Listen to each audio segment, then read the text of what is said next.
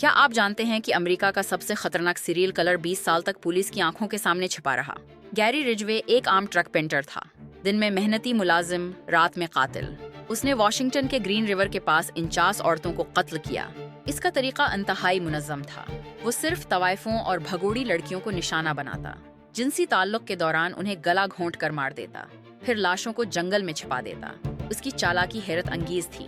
وہ لاشوں کو دوبارہ منتقل کرتا، جھوٹے سراغ چھوڑتا، پولیس کو گمراہ کرنے کے لیے مردہ جسموں کے ساتھ جنسی تعلق بھی قائم کرتا۔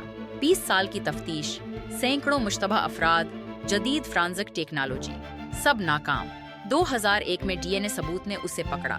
حیرانی کی بات یہ کہ پولیس اس سے کئی بار پوچھ گچھ کر چکی تھی۔ آخر میں اس نے موت کی سزا سے بچنے کے لیے اضافی قتلوں کا اعتراف کیا۔